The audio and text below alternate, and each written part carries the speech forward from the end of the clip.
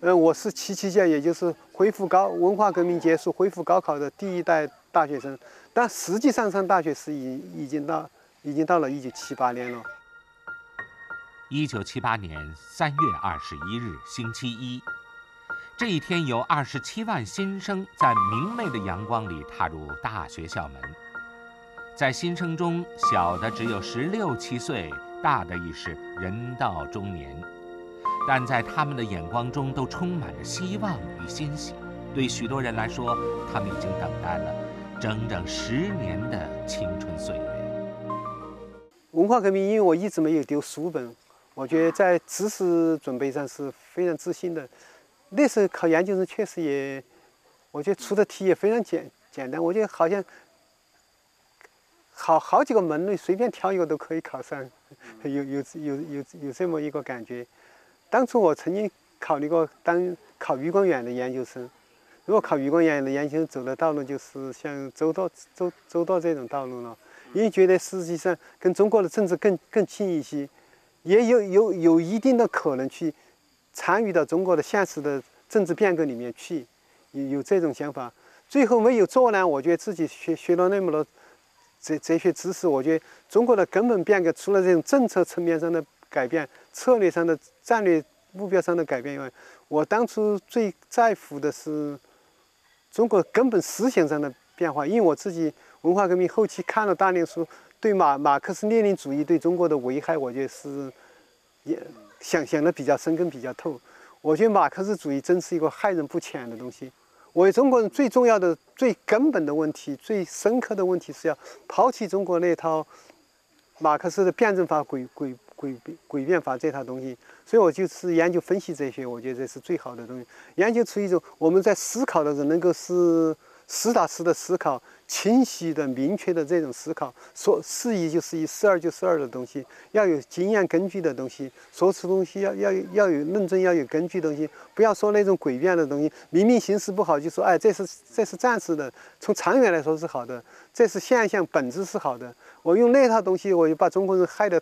思想方法上我太看重这一点了，把人害人不浅，所以我就是研究分析这些，我自己抱的目的并不是纯粹研究西方从罗素到维特根斯坦这一套东西，而是研究的是改变中国人从根本上改变中国人的思维方式这一点着手。所以我自己的选择是跟中国一个大的目标联系在一起的，所以我后来就没有考余光远的研究生，我就研究现代西方哲学。我觉得现代西方哲学中间最先进的思想武器应该引进到中国来，才是救中国的最根本的救治之道。现在看起来未见得高明，但是当初就是这么想的。但是我现在我对我自己要进行反思，这是不是最重要的或者是最根本的东西？我现在也表怀，但是至少我觉得当初那种思考的方向还是挺有道理的。就是从根本上改变中国人的思维习惯，提倡一种理性的经验，重视经验、重视证据的这种，提倡理性的这种思考方式。我觉得这一点至今完全没有过时。中国的意识形态领导者或者是这种专家，跟苏联相比还是不一样。苏联人我觉得更敏感得多。如果苏联人如果要谈罗素，他就知道你有动摇马克思主义这种形式，他就能够。中国实际上，中国那中宣部的人实际上是非常愚昧跟非常蠢的。我举一个例子，当初中宣部开的名单里面，反对资产阶级人道主义开的禁书里面，第一本是休谟的《人性论》。其实《人性论》是一本研究认识论的一本纯粹的哲学著作。他就看名字《人性论》，他就理解成是另外一个意思，完全没有人道主义这种意思。我说这话的意思就是，中国中宣部内心实际上是非常愚昧跟很愚蠢的。像我在中国谈分析哲学，谈了那么久，完全是畅通无阻的，一律绿灯，从来没有遇到过问题。我觉得原因之一就是他们实际上也不懂这些东西，对他们来说太冷僻跟太高深了一点。所以我觉得我谈这些东西的时候，还没有在中国形成受压制的对象吧。我觉得我这种研究还是挺顺利的，想发表什么东西，我引以为自豪的是，在中国学术界的东西，我写了那么多无数的学术论文，我从来没有用马克思主义批判过资产阶级的反动学术思想。我觉得很多人都是，包括很多非常著名的德高望重的哲学家都必须做这件事情，我从来没有做过。但是这一点从来没有影响我发表我的这种纯粹学术的论文。这一点呢，也是那种题目，表面上看起来是一个很冷僻的题目，而且这些主管意识形态官员的这种思想也是文化水平也太低，他不知道你在说什么东西。我记得我是1979年考上北京中国社科院的研究生，我来的时候，当初思想解放的那种空气之浓烈，那理论界举行研讨会，最有意思的研讨会按照学科分很多组，比方哲学组、政治组、法律组，各种各样的东西。我从来不举行哲学组，虽然我自己的专业是这些，我听的是法律组的东西。法律组里面发现最打动我、最吸引我的是俞浩成的东西，他讲的东西我现在都记得很清楚，讲的那种对非法治东西的那种改变，举的例子之类的东西。那时候我觉得听起来就是还处在富裕变革这种强烈的呼声之中，对过去旧东西那种荒谬不合理的东西、违背常理的东西，那种控诉跟揭露的东西，赋予一种更新的一些更科学、更理性的东西之中。我觉得谈实际的变革，我觉得可能还要晚一些。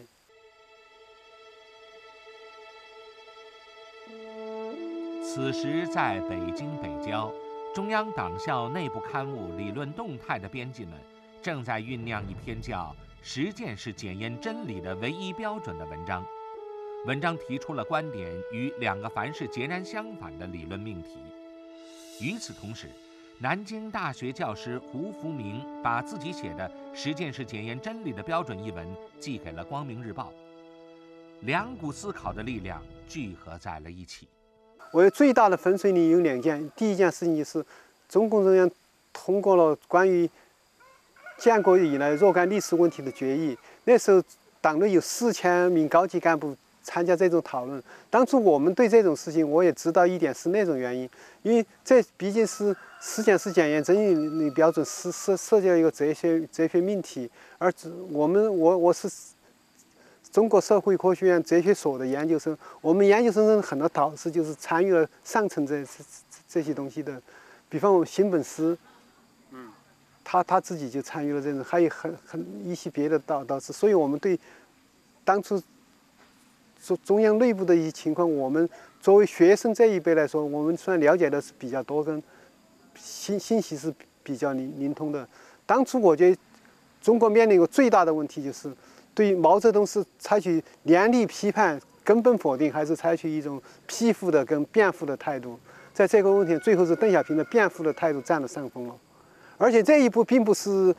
注定邓小平要占上风，实际上也争论的非常之大，就是那种平衡，实际上多加一点力就会打破。邓小平最后他有一种考虑，觉得不保毛泽东的话，就等于是共产党跟统治地位会受到危害。他把这个道理跟共产党内部把它讲透了的后，最后他的意见占了上风。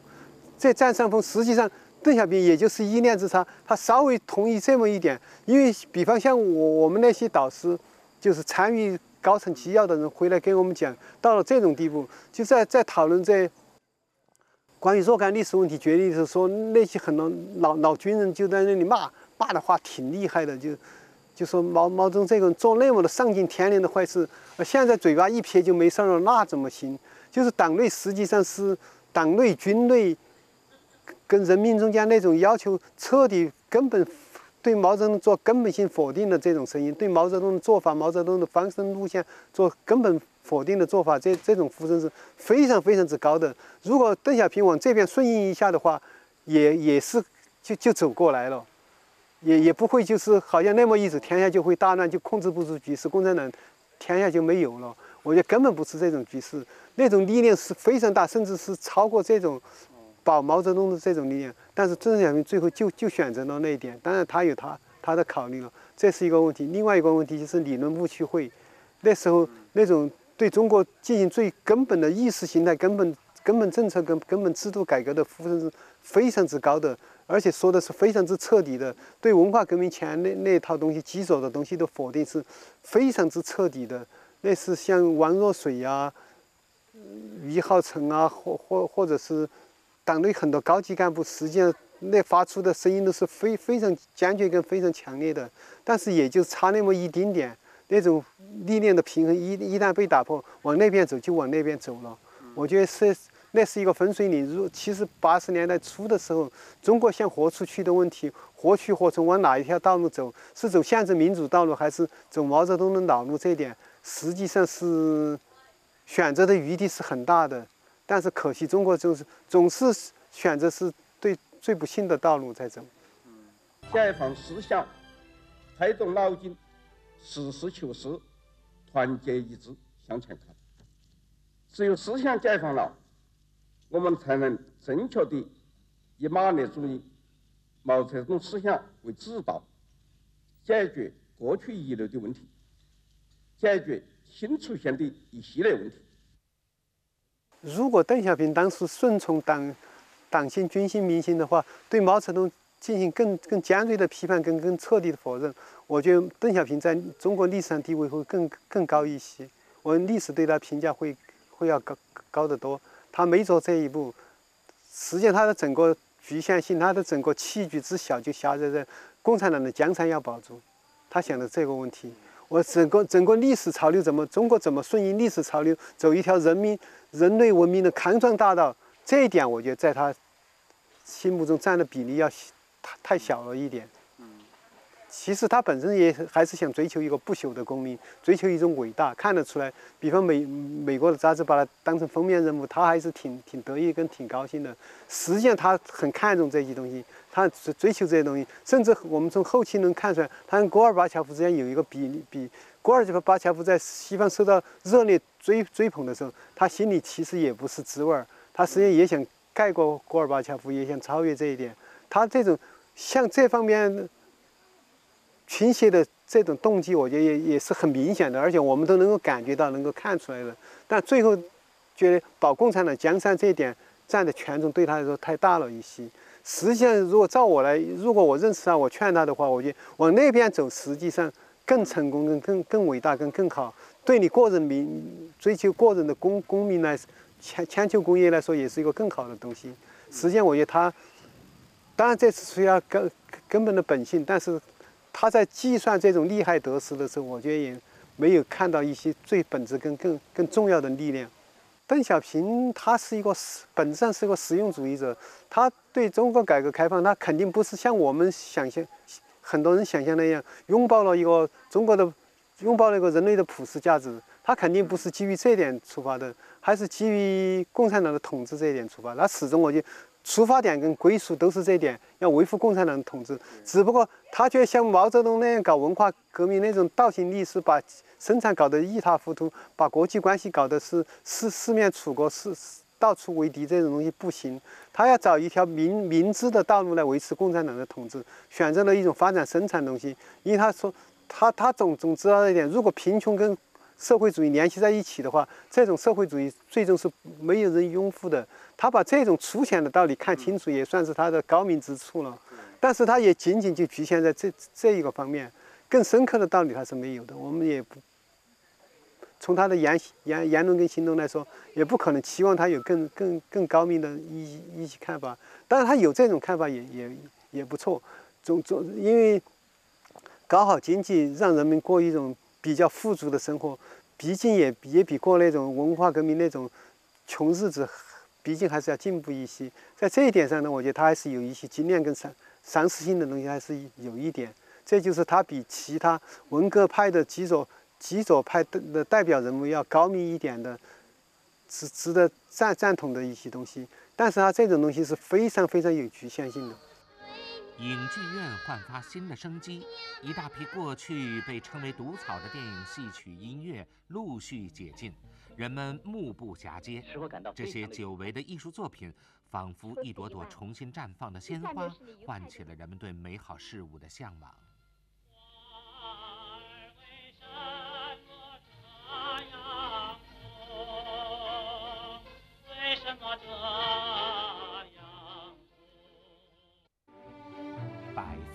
代新，人们建设社会主义的热情重新高涨。从1976年10月开始，逐渐恢复元气的中国进入了新一轮的建设当中。在人们眼中，一切都刚刚开始，一切都重新美好起来。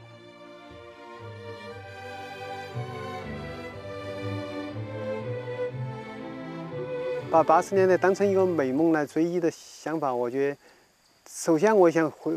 说的是，它是有道理的。那确实是一个充满了希望的、充满了启蒙精神的、充满了理性精神的时代。特别是充满了希望。我觉得这样说的话，要歌颂那个时代，用这个时代跟现在的这种压抑人心的时代做一个对比的话，我觉得是完全有道理的。当初人们确实是思想上是比较无所禁忌跟无所畏惧的，但是这一点我觉得有2个理由。当初的思想解放实际上是相当之有限的，就算不是不算是受当局的直接打击的话，我也可以这么说吧。80年代的中国的思想导致中国思想发展的最高水平东西，可能我觉得应该可以算是李泽厚的东西。李泽厚的东西实际上从某种意义上是一个半解放式的人物，实际上他的整个出发点基本还是马克思主义的东西，只不过他用一些西方新的时髦东西来补充进来，他想搞成一个更加人性化的、更加有道理的、更加讲道理的马克思主义的东西，更加适应现代社会的这种人的尊严式的东西。所以我想说的东西实际上是什么意思呢？我想说的是，当初中国社会的、中国知识界的、中国理论界的整体水平就那么高，所以大家感到自由跟感到没有受压制，就是他本身就没有，他最高的水平就是李泽厚的东西。李泽厚的东西是马克思主义加一点西方的皮亚杰的东西。在这种情况下，真正是厉害的东西一冒头，那还是不行。比方魏晋生提5个现代化，那马上就不行了。我觉得这种东西真正要衡量中国当初思想是不是很自由，是不是真正解放的，是不是真正启蒙占了上风的东西，应该看魏晋生的东西，他的命运跟下场，我觉得这最说明问题。但人们现在往往忘记这一点，大家觉得好像是可以为所欲为、畅所欲言。问题是你的为所欲为、畅所欲言，说的东西本身就是在跟党的东西。党的意识形态并不是非常冲突的情况下，就让你说你也只说到这个水平，所以你感到80年代是没有受压制，没有受压制是你想不出应该受压制的话。我这一点一般人也没看到，所以我觉得现在评价80年代，我觉得确实是一个不可追忆的美梦。这个道理基本基调，我觉得还是成立的。但是问题就出在2点，一点是忘记了那种压制的东西，清理精神污染跟反对资产阶级自由化的东西，就运动一个接一个这种东西不谈。另外一个就是大家的整体水平本身就是有限的，给了你不对你进行压制，你也就是那水平，也是从马克思主义基础上搞一点新花样，搞一点新变种出来。这种东西从现在更彻底的思想来看，我觉得应该给一个恰当的评价，我觉得才说得过去。因为中国处在一个封闭的环境里面，他不知道人类本身应该有的生活是什么样，一个正常社会的正常运作社会本身应该什么样，他不知道，他总是跟最坏的东西，也就是说，中国相比的是第19层地狱。如果从19层地狱变到18层地狱，甚至17层地狱里面，大家就觉得特别好了，就完全是采取一种歌颂的态度了。他就不知道有人本来应该最本真的生活到底应该是怎么样。我觉得现在对80年代的歌颂也就出于这种意思。